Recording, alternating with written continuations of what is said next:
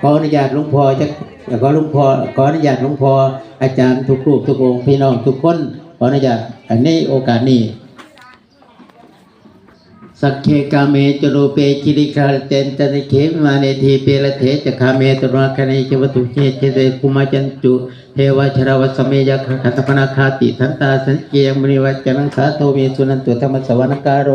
อายัมพทันตาธรรมสวรรคารโรอายัมพตาธรรมสวรรคารโรอายัมพทันตาสาธุเทพเจ้าเหล่าเทวดาทั้งหลายทั้งปวงที่สิงสถิตณสถานที่นี้ขอเชิญคุณงามความดีพ่อเยนาคจันทคามมารับบุญรับกุศลจากญาติพี่น้องถ้าเทพไทยเทวดาสิ่งศักดิ์สิทธิ์มัดไปใส่ผูกไว้ใส่กุยเกี่ยวไว้ใส่ก็ขอปลดปล่อยคุณงามความดีของพ่อใหญ่บุญนาคมารับบุญใจกุศลจากญาติพี่น้องในโอกาสบัดนี้ด้วยเถิด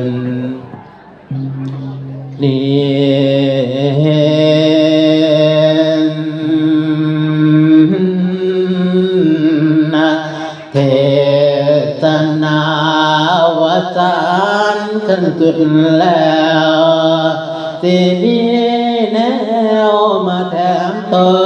เด้อพ่อเด้อแม่เด้อก่อนที่จากพี่น้องขันลาญาติกะโยมนี่เจ้าหลานจานประเสริฐพรกสิเสริมในงานเจ้าภาพทำในวันนี้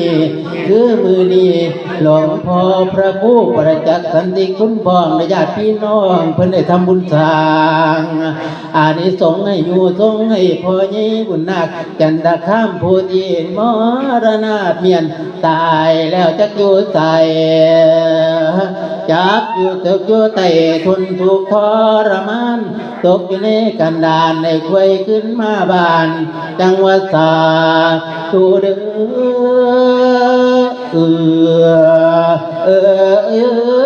สาธุเทพทนไทยเจ้าใหญ่ในสวรรค์ทั้งสูนมูลยักษ์นิคลาดวงซอยคอยนำเสียงคอยหลานจันประเสริฐพรหน่อยน้ำไปส่งออกไปตามลำโพงเอิญพ่อนาคจันทข้างเจ้าให้เล่าได้ดอกดาวมานะว่า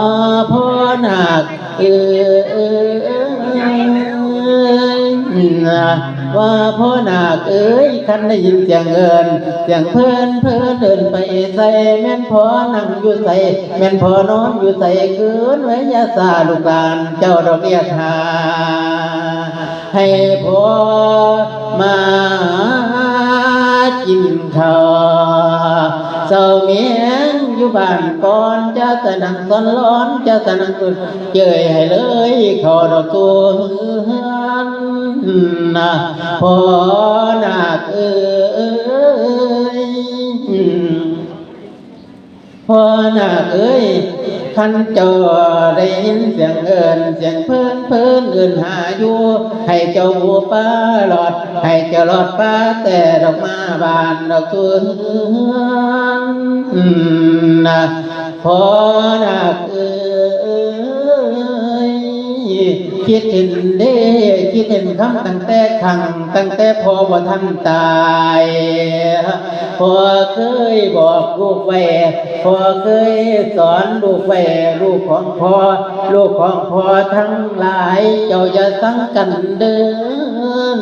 พ่อเจ้าบอกไว้ลูกไว้เจ้าจะสั่งกันเด้อเดี๋ยวนี้ลูกทั้งหลายหลานทั้งหลายก็ยังดีน้ำกันคู่ส่วนดอกเด้อเจ้าพ่อนาคคิดเห็นได้คิดเห็นคำพ่อเจ้าว่าตั้งแต่พ่อว่าท่านตายว่าจะเห็นลูกสาวว่าเห็นหลานสาวจะแต่งงานกินเลี้ยงว่าจะเห็นชายพระเลียงของหลานเจ้าเดี๋ยวนี้หลานชายแล้วกำลังกำลังใหญ่นั่งเล่นกันอยู่ใต้ลายใหญ่มองที่ปรำพ่อนาคคันได้ยินเสียงเกินเสียงเพิ่นให้เจ้ามาคันได้ยินเสียงเกินเสียงเพิ่นไปหาอยู่แม่นเจ้าข้างอยู่ป้าไม่ให้โง่ขึ้นสูงพ่อนาค ให้พ่อมา